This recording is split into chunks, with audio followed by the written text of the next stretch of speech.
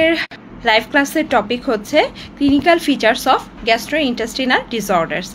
Gastrointestinal system থেকে এর আগে আমাদের অনেকগুলি ক্লাস হয়েছে। সবগুলা ক্লাসে সাধারণত আমরা যেগুলা জিনিস নিয়ে ডিসকাস করেছি সবই গ্যাস্ট্রোইন্টেস্টিনাল ট্র্যাক্টের, সেগুলার ডিজিজ, বিভিন্ন ম্যানিফেস্টেশনস, বিভিন্ন প্রেজেন্টিং প্রবলেম এবং কমপ্লিকেশনসগুলো নিয়েই আমরা এর আগে কাজ করেছি।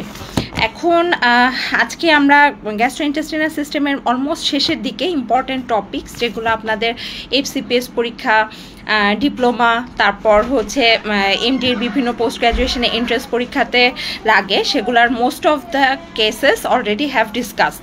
এখন আমরা আজকে টেকনিক্যাল ইস্যুর কারণে একটু লেট হয়ে গিয়েছে।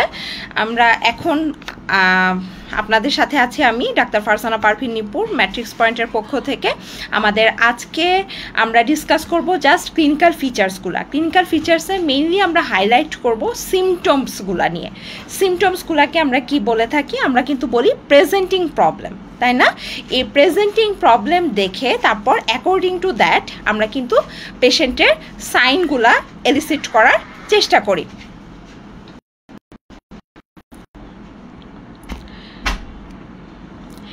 সাইন খুঁজে এবং সেই সাথে পেশেন্টের কমপ্লেন্স দুইটা একসাথে আমাদের কিসে হেল্প করে?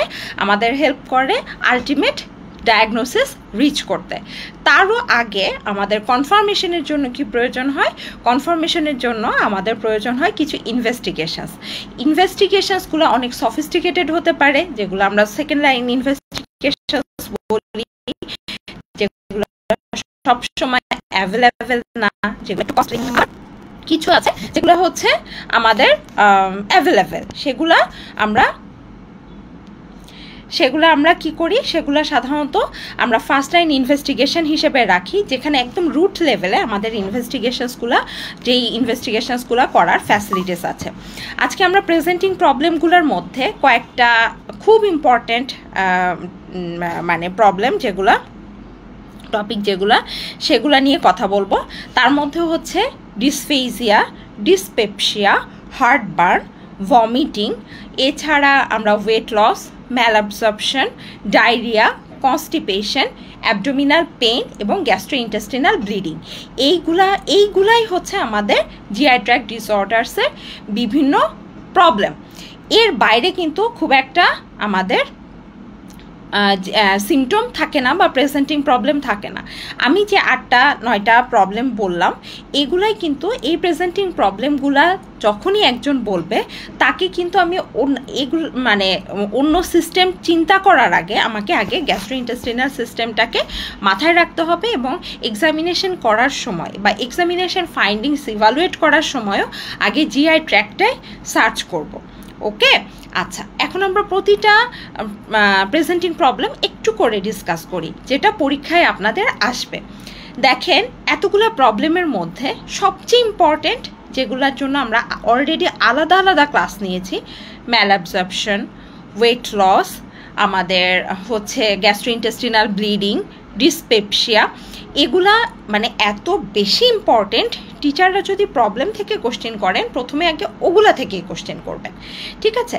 কিন্তু ওভারঅল দেখা যায় কোনো পেশেন্টের একটা প্রবলেম কি থাকে? সাধারণত প্রবলেমগুলা একটা আরেকটার সাথে ইন্টারকানেক্টেড থাকে। সবসময় পেশেন্ট কখনোই বলে না আমার সোললি শুধু ডিসপেপসিয়া, আমার আর কোনো প্রবলেম নাই। যার ডিসপেপসিয়া তারই দেখা যাবে তার কিছুটা হার্টবার্ন থাকে, তার ওকেশনাল ভমিটিং হয়, তার দেখা যাবে হচ্ছে মাঝে মাঝে পেপটিক আলসারের other manifestations, occurred blood loss at least তার হতে পারে, তাই না?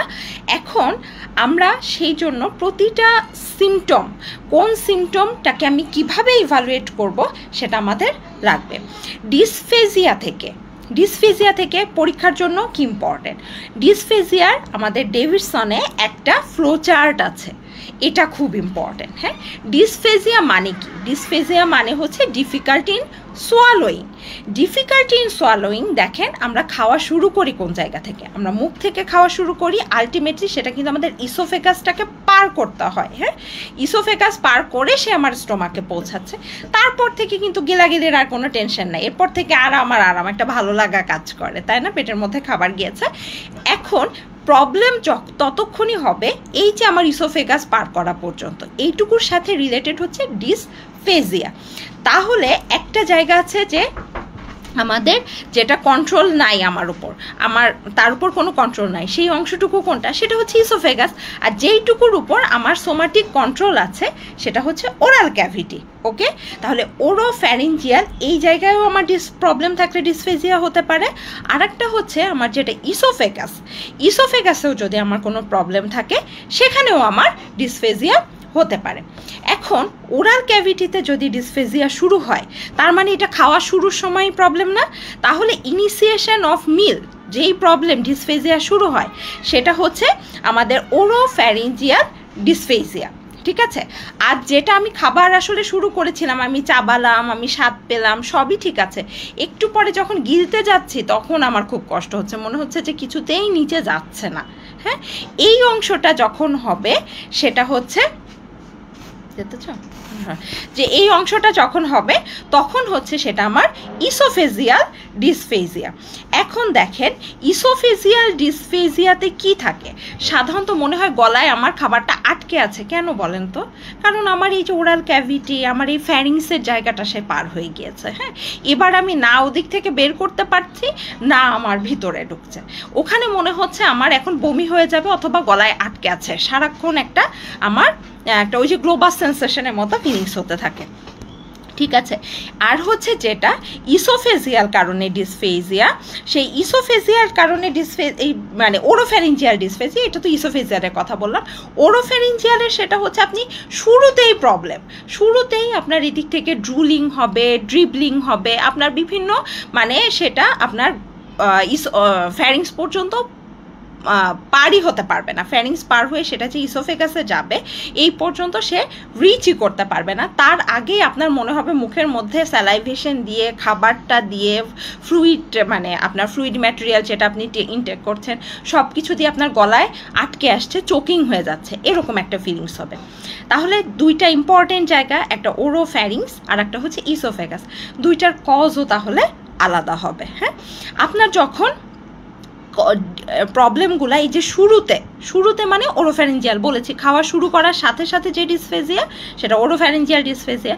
এখানে প্রবলেম থাকলে আমরা কি চিন্তা করব যে তার কোনো ডিসমোটিলিটি আছে কিনা। হ্যাঁ, ডিসমোটিলিটি আছে কিনা, আমার টিথ, গাম এইসব জায়গার আর্টিকুলেশনে কোনো প্রবলেম হচ্ছে কিনা, যেই কারণে আমি খাবারটা ঠিক মতো আমি ম্যাস্টিকেশনের মাধ্যমে আমি পিছনে পাঠাতে পারছি কিনা, হ্যাঁ প্রপারশনে পাঠাতে পারছি কিনা, সেটা দেখার জন্য আমাকে কি করতে হবে, আমি ভিডিও ফ্লোরোস্কোপিক অ্যাসেসমেন্ট করতে পারি। হ্যাঁ, সেই সাথে নিউরোলজিক্যাল অ্যাসেসমেন্ট করতে পারি। আমার ডিফারেন্সিয়াসগুলো তখন মাথায় কি রাখবো, ডিফারেন্সিয়াস মাথায় রাখতে হবে আমার নিউরোলজিক্যাল ডিসঅর্ডার্স। সাধারণত ওই যে আমরা পড়েছি ক্রেনিয়াল নার্ভস এক্সামিনেশন করার সময় আমরা দেখি না যে খাবার গিলতে গেলে মানে হচ্ছে মুখের ভিতর জমা থাকে কিনা, এই কারণে হতে পারে। পানি খেতে গেলে নাক দিয়ে বের হয়ে যাচ্ছে কিনা। হ্যাঁ, আমরা এই অ্যাসেসমেন্টগুলো কিন্তু করি যখন আমরা 9th 10th ক্রেনিয়াল নার্ভ দেখছি, 7 ক্রেনিয়াল নার্ভ অ্যাসেসমেন্ট করছি। এই যে 9, 10 যখন দেখছি সেটা আমার কি ধরনের সমস্যা, সেটা আমার দুই রকমই হতে পারে। একটা হচ্ছে আপার মোটর টাইপ হলে সিউডোবালবার পালসি, আর লোয়ার মোটর টাইপ হলে আমাদের বালবার পালসি। এগুলা ছাড়াও আরও একটা কারণে হতে পারে, এই যে বললাম না যে মাস্টিকেশন, এই মাসেলসগুলো আমার হেল্প করতে হবে। তো এখন মায়োপ্যাথি যেগুলাতে হয় সেগুলো সব ধরনের কাজেই কিন্তু আমার মুখ নাড়াইতে প্রবলেম হবে। তো মায়োপ্যাথি কেন হয়, মাইস্থেনিয়া গ্রেভিসে হতে পারে। নেক্সট হচ্ছে ইসোফেগাসে চলে যায়। এখন ইসোফেগাস মানে ওই যে বললাম না ওরাল ক্যাভিটি পর্যন্ত, ফ্যারিংস পর্যন্ত আমার কন্ট্রোলে, এবার আমার কন্ট্রোলের বাইরে। ওই জায়গাগুলোতে নিউরোলজিক্যাল নিয়ে আপনার চিন্তা করতে হবে না, ওখানে কোনো ইনফ্লামেশন হচ্ছে কিনা, ওখানে কোনো লাম্প আছে কিনা, এটা আপনার চিন্তার বিষয়। যদি কোনো লাম্প থাকে তাহলে আমরা চিন্তা করব সেটা কি বিনাইন নাকি ম্যালিগনেন্ট। এটা আমাকে কি করে অ্যাসেস করতে হবে, প্রথমে আমাকে দেখতে হবে যে ওই জায়গাটায় এন্ডোস্কোপি করে যে ওই জায়গায় লেশনটা কি ধরনের, জায়গাটা কি ন্যারো হয়ে গিয়েছে কিনা। কারণ যদি শুধু ইসোফেজাইটিস থাকে, সেটাও ক্রনিক্যালি থাকলে ওখানে রিং চেঞ্জ, তারপর ওখানে ওয়েভ এগুলা তৈরি করতে পারে। অথবা জাস্ট একটা কন্ডিশন, আমাদের যেমন অ্যাজমা হয় সেই রকম একটা ইউসিনোফিলিক কন্ডিশন ডেভেলপ করে যে সব জায়গায় হাইপার সেন্সিটিভ, এখানেও কিন্তু এরকম ইউসিনোফিলিক ইসোফেজাইটিস ডেভেলপ করার চান্স থাকে, যে খাবার একটু গেলেই তার কাশি টাশি হয়ে হাঁচি হয়ে খাবারটা মানে ভিতরে নিতে তার প্রবলেম হয়ে যায়, এবং এদেরকেও স্টেরয়েড দিয়ে ট্রিটমেন্ট করতে হয়। তাহলে এদেরকে আমরা কিভাবে ইভ্যালুয়েট করে দেখব? এদেরকে ইভ্যালুয়েট করার জন্য আমার লাগবে হচ্ছে এন্ডোস্কোপি এবং বায়োপসি।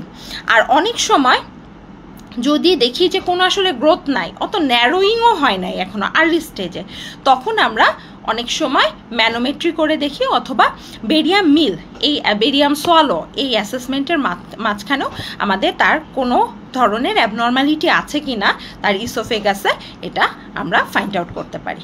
তাহলে এটা গেল আমাদের ডিসফেজিয়া নিয়ে। নেক্সট আমরা ডিসপেপসিয়া নিয়ে আপনাদের একটা ফুল ক্লাস হয়েছে, ঠিক আছে?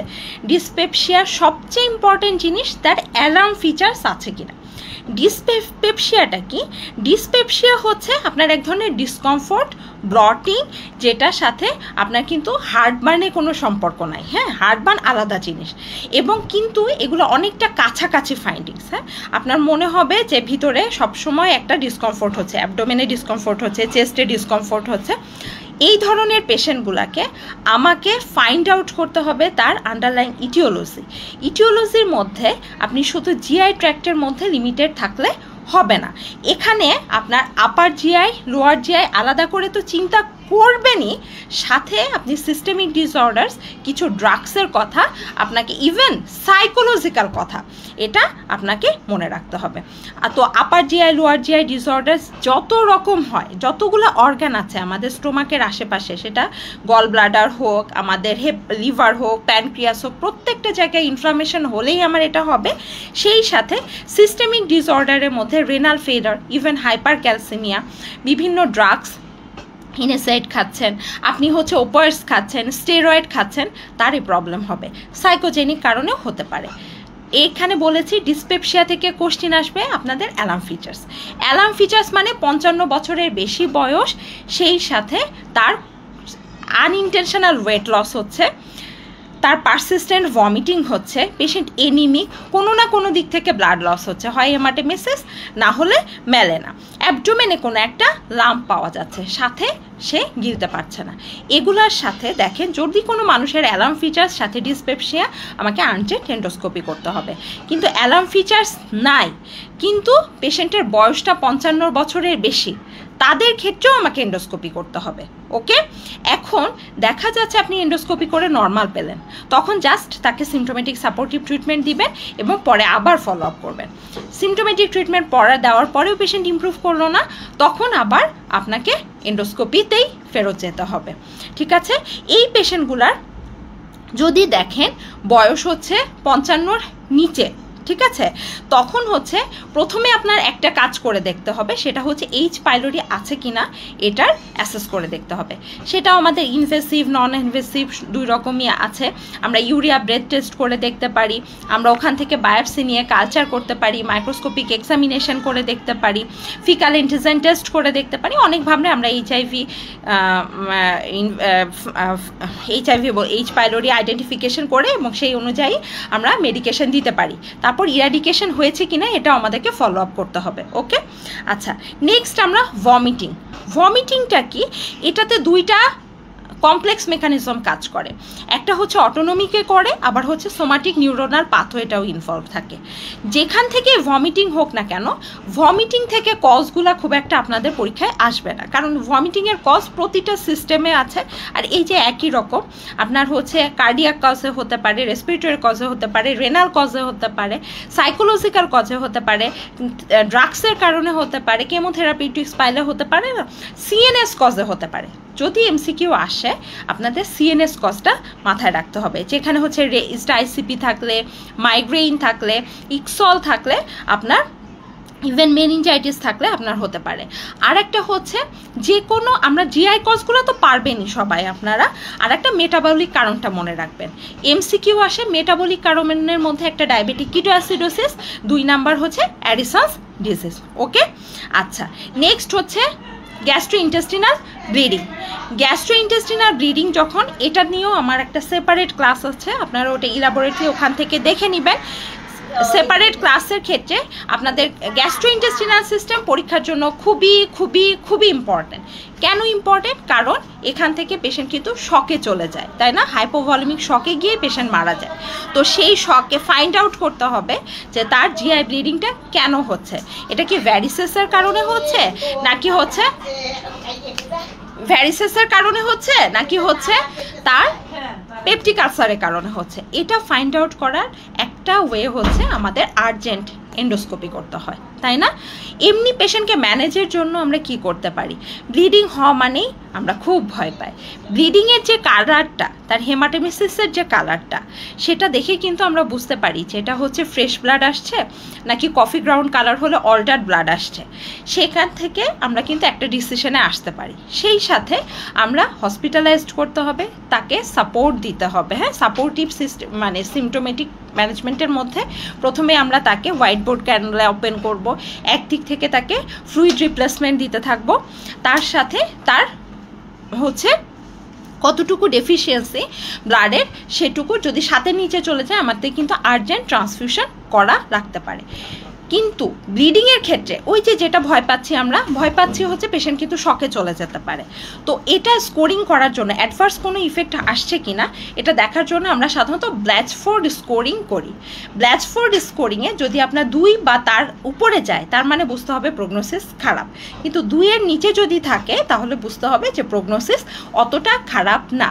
এবং ওখানে আমরা হিমোগ্লোবিন দেখব, ইউরিয়া লেভেল দেখব, সিস্টেমিক কোনো ফিচার্স আছে কিনা দেখব, ব্লাড প্রেশার দেখব, পেশেন্ট সিনকোপে যাচ্ছে কিনা, এসব আমাদেরকে খেয়াল করতে হবে। ঠিক আছে? আচ্ছা, আর হেপাটিক কজ এখন হচ্ছে এই ধরনের ব্লিডিংয়ের পেশেন্ট মানেই আপনি তো একে তো তাকে রিসাসিটেট করছেন, নেক্সট তার কোমরবিডিটিসগুলো অ্যাসেস করতে হবে। কোমরবিডিটিসগুলো দেখার সময় আপনি দেখবেন তার ইউরিয়া ইলেকট্রোলাইটের অবস্থা, তার আদার্স কোনো সিস্টেমিক ডিসঅর্ডার আছে কিনা, কার্ডিয়াক কোনো প্রবলেম আছে কিনা, হেপাটিক প্রবলেম আছে কিনা, রেনাল প্রবলেম আছে কিনা, এবং পেশেন্টকে এরপরে আমাদের আইভি পিপিআই দেওয়া লাগতে পারে। হ্যাঁ, আইভি পিপিআই আমি কন্টিনিউয়াস দেওয়া লাগতে পারে। এন্ডোস্কোপি অ্যারেঞ্জমেন্ট করতে হবে। পেশেন্ট আগে থেকে যদি কোনো অ্যান্টিথ্রম্বোটিক এজেন্ট পায় সেটা তার মধ্যে ইকোস্পিনটা সে কন্টিনিউ করতে পারবে, বাকিগুলো আমরা আপাতত হোল্ড করে রাখবো। ঠিক আছে? নেক্সট হচ্ছে পেশেন্ট যদি দেখা যাচ্ছে স্যাচুরেশন ফল করে যাচ্ছে, প্রয়োজনে আমাকে অক্সিজেন সাপ্লিমেন্টেশনও দেওয়া লাগতে পারে।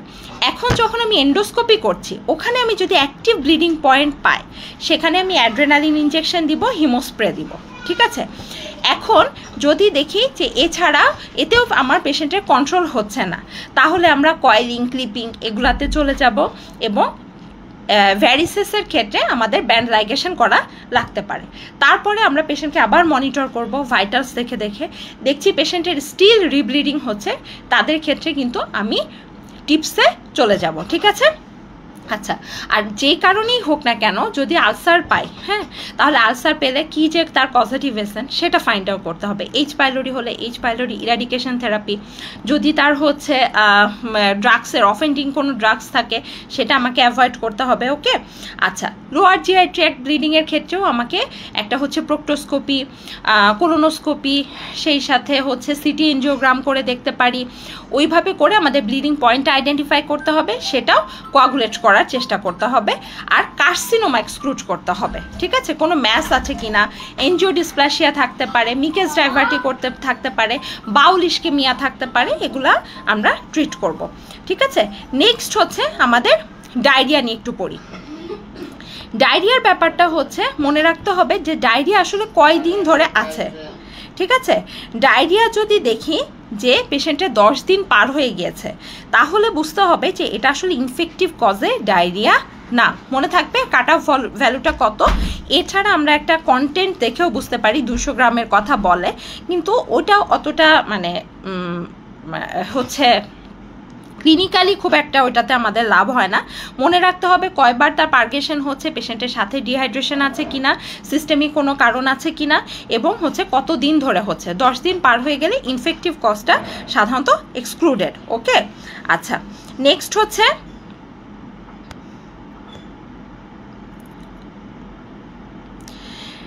ক্রনিক আর রিল্যাপসিং ডায়রিয়া, এটা পরীক্ষার জন্য সবচেয়ে ইম্পর্টেন্ট। এমসিকিউ আসবে এখান থেকে। মনে রাখবেন কোলোনিকে সাধারণত ক্র্যাম্পিং পেইন হয় আর মিউকাস যেতে পারে, তাই না? ব্লাড মিউকাস যেতে পারে। ওখানে আপনি আইবিডি, অর্টার্ড বাউল হ্যাবিটের জন্য নিওপ্লাসিয়া, ইরিটেবল বাউল সিনড্রোম, এটা আপনাকে মাথায় রাখতে হবে। যদি দেখেন ম্যাল অ্যাবজর্পশনের ফিচার্স আছে সাথে, প্যানক্রিয়াসের কজ ভুলে গেলে হবে না। সেটা প্যানক্রিয়াটিক কার্সিনোমা হোক, প্যানক্রিয়াটাইটিস হোক, সিস্টিক ফাইব্রোসিস হোক, সাথে এন্টেরোপ্যাথি। স্মল গাটের মধ্যে সিলিয়াক ডিজিজ, আমাদের হচ্ছে লিম্ফোমা, ট্রপিক্যাল স্প্রু, গ্লুটে হচ্ছে সব কিছুই আপনি চিন্তা রাখবেন, মেইনলি হচ্ছে সিলিয়াক ডিজিজটা, ঠিক আছে? আচ্ছা, আরেকটা হচ্ছে স্মল বাউলে আরেক ইম্পর্টেন্ট যেটা, সেটা হচ্ছে ক্রনস ডিজিজ অথবা কোনো ধরনের কার্সিনয়েড। হ্যাঁ, এইগুলা মাথায় রেখে আমরা হচ্ছে পেশেন্টকে ইভালুয়েট করব। স্মল বাউলের জন্য বা আইবিডি এক্সক্লুড করার জন্য আমার ফিকাল ক্যালপ্রোটেক্টিনটা করে দেখতে হবে, গাট হরমোন লেভেল করতে হবে। প্যানক্রিয়াসের জন্য প্যানক্রিয়াটিক সব ফাংশন টেস্ট করব, সাথে ইমেজিংগুলা করতে হবে, তাই না? আচ্ছা, লাইপেস, অ্যামাইলেস সবই করব, ইলাস্টেস করব।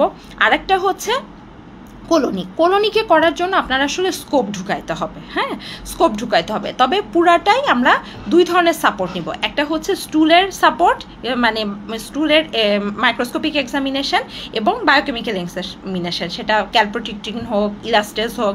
আর একটা হচ্ছে আমাকে দেখতে হবে হেমাটোলজিক্যাল অ্যাসেসমেন্ট করব যে তার ম্যালঅবজর্পশনের ফিচার্স আছে কিনা। এরপর আমরা ইমেজিং করে দেখব, সিটি, এমআরআই, আল্ট্রাসোনো গাইডেড। বেরিয়াম হচ্ছে ফলো থ্রু করতে পারি, বেরিয়াম এনেমা দিয়ে দেখতে পারি। আর একটা আমাকে স্কোপ ঢুকিয়ে বায়োপসি নিয়ে দেখতে হবে, ঠিক আছে? আচ্ছা, এরপর হচ্ছে ম্যাল অ্যাবজর্পশন নিয়েও আপনাদের ইন ডিটেলস ক্লাস হয়েছে। ম্যাল অ্যাবজর্পশন পরীক্ষার জন্য খুবই ইম্পর্টেন্ট, বিশেষ করে 3 ধরনের ম্যাল অ্যাবজর্পশন, যেটা ইন্ট্রালুমিনাল, সেটা সাধারণত প্যানক্রিয়াটিক এনজাইমস অথবা বাইলের ডেফিসিয়েন্সির জন্য হয়। মিউকোসা ম্যাল অ্যাবজর্পশন মানে কোনো কারণে আপনার জিআই ট্র্যাক্টটি ছোট হয়ে গিয়েছে, ক্রনসের কারণে হতে পারে, প্রিভিয়াস অপারেশনের কারণে হতে পারে। এটা হচ্ছে পোস্ট মিউকোসা, সেটা লিম্ফেটিক অবস্ট্রাকশনের কারণে হয়ে থাকে। তবে যেই ম্যাল অ্যাবজর্পশনই হোক না কেন, ওই যে বলেছি আমাকে ফাইন্ড আউট করতে হবে আন্ডারলাইং ইটিওলজিটা। হ্যাঁ, আর ম্যাল অ্যাবজর্পশনের ক্ষেত্রে আমাদের কোথায় কোন ডেফিসিয়েন্সি হচ্ছে, কোন ডেফিসিয়েন্সি হলে কি ফিচার্স পায়, সেখানে কিন্তু ভিটামিনসের ডেফিসিয়েন্সি হচ্ছে, হেমাটোলজিক্যাল মানে এনিমিয়ার সব ফিচার্সগুলো থাকবে, সেটা সব ধরনের এনিমিয়া আমরা পাবো, এবং এগুলার ম্যানিফেস্টেশনস আমাদের বডিতে চলে আসবে। প্রত্যেকটা ভিটামিনস, প্রত্যেকটা মিনারেলস, কোনটা ডেফিসিয়েন্সি হলে কি হয়, A B C D E, তারপর হচ্ছে 12 vitamin B12, zinc, copper, selenium, এই ম্যাঙ্গানেজ, প্রতিটা জিনিস আমাদের কিন্তু হচ্ছে আরবিসি প্রোডাকশনেও হেল্প করছে, তাই না? ফার্টিলিটিতে হেল্প করে, গ্রোথে হেল্প করে, হেয়ার, স্কিন, এগুলাতে মেনটেন করে। হ্যাঁ, এগুলা প্রত্যেকটা ডেফিসিয়েন্সি স্ট্যাটাস পরীক্ষার জন্য খুব খুব খুব ইম্পর্ট্যান্ট। ওকে, আর এবার আমাদের শিখতে হবে হচ্ছে ওয়েট লসটা। আচ্ছা, ম্যাল অ্যাবজর্পশনের টোটো ইনভেস্টিগেশনস জানতে হবে। সেখানেও কিন্তু ওই যে একটা নর্মাল আপনার ম্যাল অ্যাবজর্পশন আছে কিনা সেটা দেখতে হবে ইনভেস্টিগেশনসে।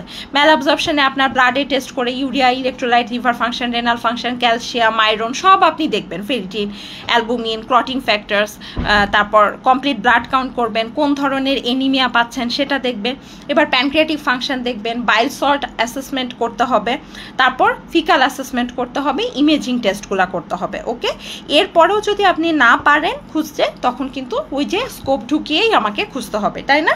আচ্ছা, নেক্সট হচ্ছে আমরা এরপরে চলে যাচ্ছি হচ্ছে ওয়েট লসও পরীক্ষার জন্য খুব ইম্পর্টেন্ট। ওয়েট লসের মধ্যে সিস্টেমিক অনেক কারণে পেশেন্টের কিন্তু ওয়েট লস হয়, সেটা একটা ক্রনিক ডিসঅর্ডারে হতে পারে। সাইকোলজিক্যাল কারণগুলোর মধ্যে যেমন হচ্ছে অ্যানোরেক্সিয়া নার্ভোসা, বুলিমিয়া নার্ভোসা, এটা পরীক্ষার জন্য ইম্পর্টেন্ট। আর হচ্ছে আমাদের লাগবে হচ্ছে কিছু ডিজিজ যেটা আমাদের ডিফারেন্সিয়াসে পরীক্ষায় খুব আসে, যে টিউবারকুলোসিস, HIV, ডায়াবেটিস, থাইরোটক্সিকোসিস। আপনি যদি ওয়েট লসের ডিফারেন্সিয়াসের মধ্যে এগুলো না রাখেন, তাহলে কিন্তু আপনি কোনোভাবেই আসল ডায়াগনোসিসে রিচ করতে পারবেন না বাংলাদেশের পার্সপেক্টিভে। এইটা পুরাটাই আপনাকে ফাইন্ড আউট করতে হবে। এগুলো সিস্টেমিক ডিসঅর্ডার, ইভেন ক্রনিক কোনো ডিজিজ, হ্যাঁ, আর এর পেশেন্ট কিনা, SLEর পেশেন্ট কিনা, এগুলো আমাদেরকে দেখতে হবে। এছাড়া আরও বহু কারণে ওয়েট লস হয়, সেগুলো সব খুব একটা ইম্পর্টেন্ট না।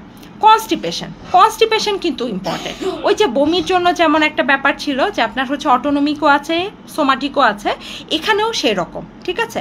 কনস্টিপেশনে দেখবেন যে এখন কনস্টিপেশনটা অ্যাকিউট না ক্রনিক, যদি 7 দিন পর্যন্ত হচ্ছে না সেটা এক ধরনের ফিচার্স, 4 সপ্তাহের বেশি তার কনস্টিপেশন সেটা দেখতে হবে, ফাইন্ড আউট করতে হবে। হ্যাঁ, এখন কনস্টিপেশনের সাথে তার আরও ব্লিডিং হয় কিনা, তার অ্যাবডোমেনে কোনো লাম্প পাওয়া যাচ্ছে কিনা, এগুলা আমাকে অ্যাসেস করে দেখতে হবে। ড্রাগ হিস্ট্রি নিতে হবে, সাইকোলজিক্যাল হিস্ট্রি, ডায়েটারি হিস্ট্রি, ঠিক আছে, এটা খুবই ইম্পর্টেন্ট। এখন সেই জন্য কনস্টিপেশনের ওই যে সবগুলার মতো একটা ইন্টেস্টিনাল কজ আছে, নন ইন্টেস্টিনাল কজ আছে। ইন্টেস্টিনাল কজগুলো মানে সেখানে কোনো লাম্প, কোনো হচ্ছে ডাইভার্টিকুলার ডিজিজ এগুলো আছে কিনা। আর ড্রাগসের মধ্যে কিছু ড্রাগস এমনিতেই কনস্টিপেশন করে, সেটার মধ্যে যেমন ওপিওইডস হতে পারে, অ্যান্টিকোলিনার্জিক ড্রাগস হতে পারে, আয়রন সাপ্লিমেন্টেশন হতে পারে। সিস্টেমিক কারণগুলো আপনাদের ইম্পর্টেন্ট, বিশেষ করে নিউরোলজিক্যাল, ওই যে বলেছি নিউরোলজিক্যাল কারণে কনস্টিপেশন হয়, তার স্পাইনে প্রবলেম, মাল্টিপল স্ক্লেরোসিসের পেশেন্ট, হাইপোথাইরয়েডের পেশেন্ট, হাইপার ক্যালসিমিয়ার পেশেন্ট, এদের কনস্টিপেশন হবে। মনে রাখবেন পরীক্ষায় শুধু এই সিস্টেমিক কারণ এবং মেটাবলিক কারণ থেকে কনস্টিপেশন দিয়ে আপনার প্রবলেম দিবে, জিআই কারণে আপনাকে দিবে না। যেটা স্ট্রাকচারাল কারণে হয় ওটা সার্জারির পার্ট। আমাদের কাজ হচ্ছে যে নন জিআই কজে যে কনস্টিপেশনগুলো হয়, মনে থাকবে পরীক্ষায় ওখান থেকেই কোশ্চেন আসবে। নেক্সট হচ্ছে অ্যাবডোমিনাল পেইন। অ্যাবডোমিনাল পেইন এটা হচ্ছে আমরা জানি যে ভিসেরাগুলো আমাদের হচ্ছে কিন্তু এমনিতে ব্যথা ইনসেনসিটিভ, কিন্তু কখন যদি স্ট্রেচ হয় তাহলে কিন্তু সেটা আমরা পেইন ফিল করি। আর একটা হচ্ছে আমাদের রেফার্ড পেইন হতে পারে, প্যারাইটাল পেরিটোনিয়াম একটু পেইন সেন্সিটিভ, সাইকোজনিক কারণে আমাদের পেইন হতে পারে। আর ক্রনিক রিকারেন্ট পেইন এটা একটা অনেকটা মানে সোমাটিক ডিসঅর্ডার। হ্যাঁ, এখানে আপনি বারবার পেশেন্টকে ইনভেস্টিগেশন করে দেখছেন, ইভালুয়েট করে দেখছেন, কোনো ধরনের কোনো ডিসঅর্ডার খুঁজে পাচ্ছেন না, কোথাও কোনো ডিসফাংশন পাচ্ছেন না। এটাও কিন্তু আরেকটা জিনিস শুধু এখানে এক্সক্লুড করতে হয় যে তার ইন্টেরিয়র অ্যাবডোমিনাল ওয়ালেও কিন্তু আমাদের যে ইন্টারকিউটেনিয়াস নার্ভ সেখানেও এন্ট্রাপমেন্ট সিনড্রোম পাওয়া যেতে পারে, ঠিক আছে। সেখানেও কিন্তু মুভমেন্টের সাথে তার একটা হিস্ট্রি দিবে যে তার মুভমেন্টের সাথে অ্যাবডোমেন ব্যথা করে। আদারওয়াইজ অ্যাবডোমিনাল পেইনের অ্যাকিউট কারণ আমরা সব জানি। আমরা প্রথমে কি করব, আমরা পেশেন্টের একটা হচ্ছে এক্সরে করে দেখব পারফোরেশন হয়েছে কিনা, আল্ট্রাসোনোগ্রাম করে দেখব, ঠিক আছে, তার প্যানক্রিয়াটিক এনজাইমসগুলা টেস্ট করে দেখব। এগুলা করার না পরেও আমরা এমনিতে তো সাথে সাপোর্টিভ ম্যানেজমেন্ট চালিয়ে যাবই, এগুলা করেও যখন আমরা কিছু ফাইন্ড আউট করতে পারবো না তখন আমরা পেশেন্টের ওপেন ল্যাপারোটমি করব। এটাই সাধারণত অ্যাবডোমিনাল পেইনের ম্যানেজমেন্টের ক্ষেত্রে করা হয়, ঠিক আছে। তবে মনে রাখবেন জিআই ট্র্যাক্টের সিমটমের এইগুলা ছাড়া আর কিন্তু আসার কিছু নাই, ঠিক আছে। আরেকটা জিনিস যে সাইনগুলা হচ্ছে ইনভেস্টিগেশনসে আমরা যেই সাইনগুলা দেখি, মানে পেশেন্টের যখন এক্সামিনেশনে আমরা যে সাইনগুলা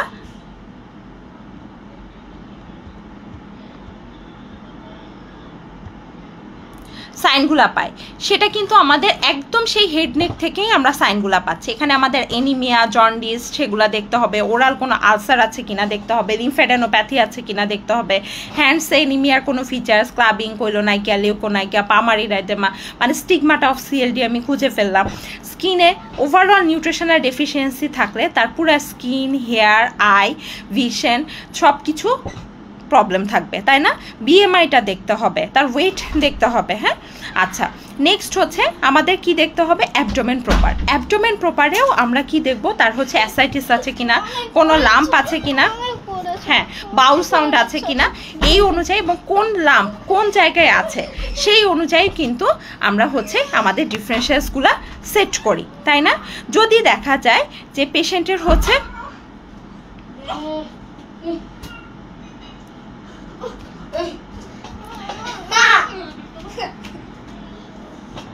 আচ্ছা, এপিগ্যাস্ট্রিক মাস থাকলে আমরা কি কি ডিফারেন্সিয়াস চিন্তা করব, সেখানে আমাদের প্যানক্রিয়াটিক কজ, জিআই কজের সাথে আমাদের হচ্ছে অ্যাওর্টিক অ্যানিউরিজম থাকবে। লেফট আপার কোয়াড্রেন্টে যদি হয়, রাইট আপার কোয়াড্রেন্টে, এগুলাতে আমাদের সেই দিকের অর্গানগুলা, সেটা কোলন, স্টোমাক, স্প্লিন, লিভার, রেনাল, এগুলা অনুযায়ী আমাকে চিন্তা করতে হবে। পরীক্ষায় আসে কোনটা, পরীক্ষায় আসে রাইট আইলিয়াক ফসা, সেখানে আমাকে Crohn's disease, appendicular lump, lymphoid node মানে এগুলা আমাকে ইভেন পেলভিক হচ্ছে কোনো ওভারিয়ান কোনো প্রবলেম আছে কিনা ফিমেল হলে সেটাও মাথায় রাখতে হবে। ওভারঅল এটাই ছিল আমাদের হচ্ছে জিআই ট্র্যাক্টের ডিসঅর্ডার সম্পর্কে ক্লিনিক্যাল ফিচার্স। আপনারা এটা দেখলে আপনাদের একটা সামারাইজড ওয়েতে ক্লিনিক্যাল ফিচার সম্পর্কে আইডিয়া হয়ে যাবে। আপনারা এটাই ভিডিওটা কয়েকবার দেখবেন, ইনশাল্লাহ আপনাদের জন্য ইজি হয়ে যাবে। সবাই ভালো থাকবেন, আল্লাহ হাফেজ।